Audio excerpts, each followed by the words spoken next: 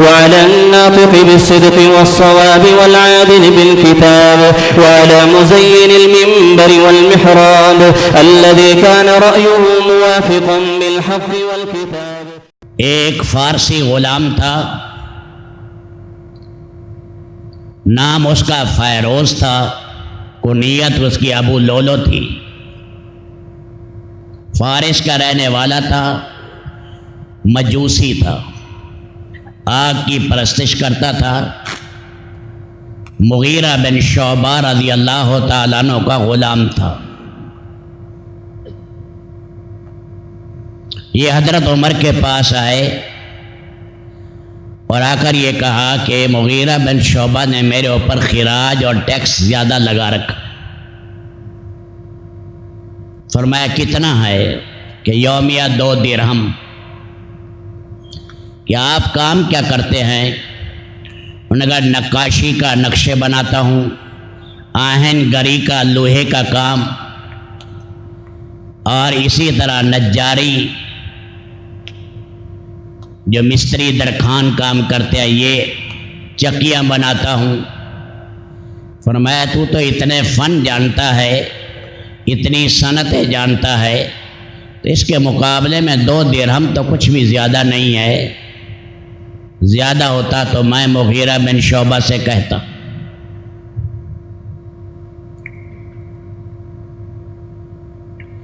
اس کے بعد عمر بن خطاب حج پر چلے گئے. جب حج کر لیا تو واپسی پر محسب ہے مینا کے ساتھ. رات کا ٹائم تھا، وہاں اللہ کے نبی محسب میں آ کر ٹھہرے تھے، اس لیے فراغت کے بعد خلفۂ راشدین بھی محسب میں ٹھہرتے تھے. 14ویں کا چاند تھا یا 14ویں یا 15ویں کا چاند تھا، وہاں لیٹے. چاند کو دیکھا، ساتھیوں سے کہنے لگے ابتدا میں کیسے تھا، اب اس میں حسن کامل ہو گیا، پھر یہ کمزور ہوتا جائے گا اور پہلے کی طرح ہو جائے گا. اللہ نے ساری مخلوق کو ایسے کیا، ابتدا میں کمزور ہے، پھر جوانی آ جاتی ہے، پھر آخر میں کمزور ہو جاتی ہے.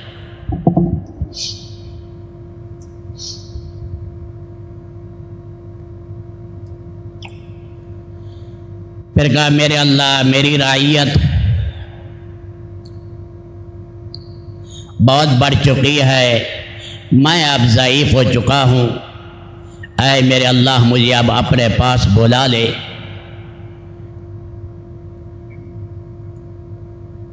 وہاں سے آئے مدینہ منورہ، مکہ مکرمہ سے. حذیفہ بن الیمان آئے، عثمان ابن حنیف آئے، یہ ذمہ دار تھے ملک عراق کے. وہاں کے معصول مال گزاری کے ذمہ دار تھے، زمینوں کی پیمائش کرتے تھے. غیر مسلموں پر جو ٹیکس ہوتے تھے وہ ٹیکس اس کے حساب سے لگایا جاتا تھا.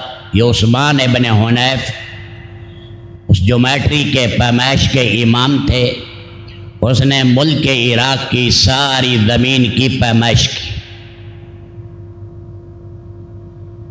جو غیروں کے پاس تھی اس کے لیے جزیہ اور ٹیکس کے قوانین بیان کیے کہ مالدار کے لیے 48 درہم سال میں، اور متوسط آدمی کے لیے 24 درہم، اور غریب آدمی کے لیے سال میں 12 درہم.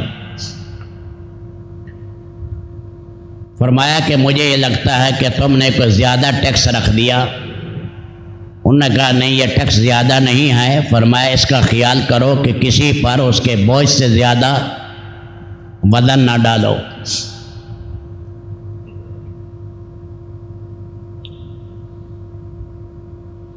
عادت شریفہ تھی کہ صفحے سیدھی کرانے کا بہت اہتمام کرتے تھے.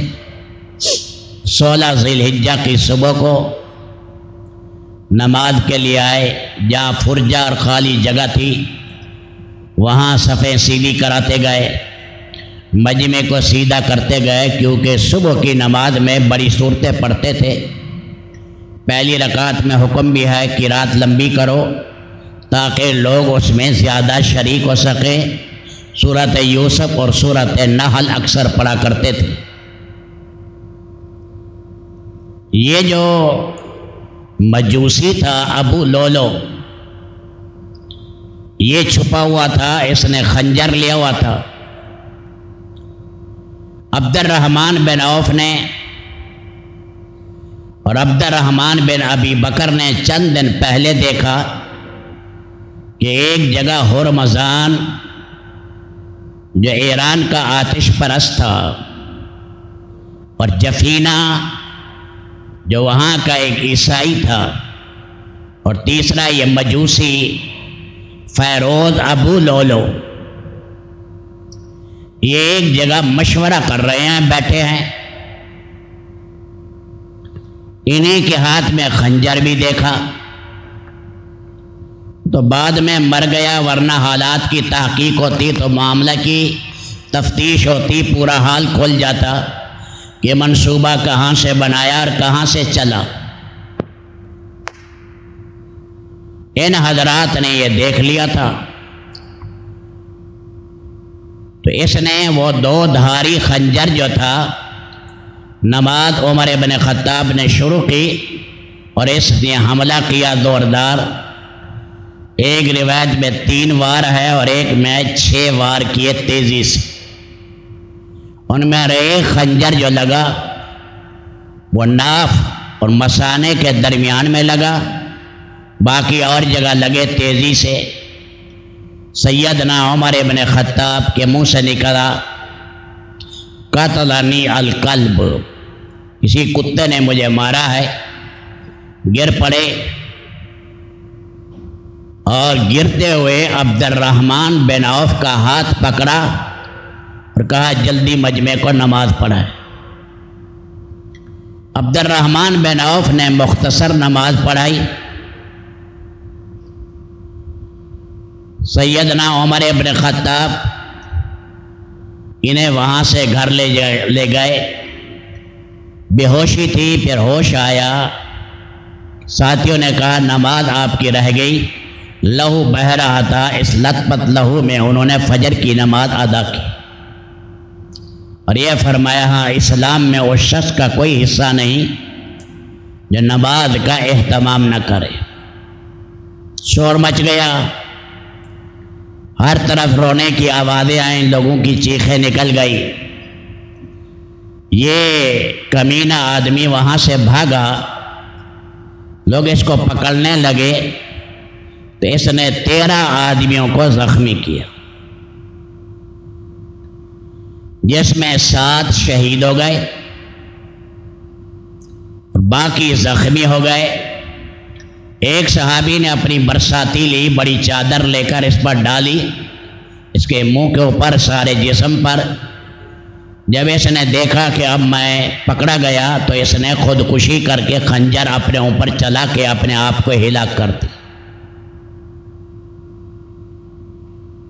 مدینہ ہی میں مرا ہے، امام راشد کا قاتل ہے، عمر بن خطاب کا۔ بعد میں بدبخت اپنے علاقے میں اس کی قبر بنائی، وہ سال میں عرس کرتے ہیں اور ایک بناوٹی مجسمہ بناتے ہیں، عمر بن خطاب کا اس پر خنجر مارتے ہیں، خوشی کرتے ہیں ابو لولو مجوسی کی۔ آپ بتائیں یہ کتنے دشمن اسلام ہیں۔ والعادل بالكتاب وعلى مزين المنبر والمحراب الذي كان رأيه موافقا بالحق والكتاب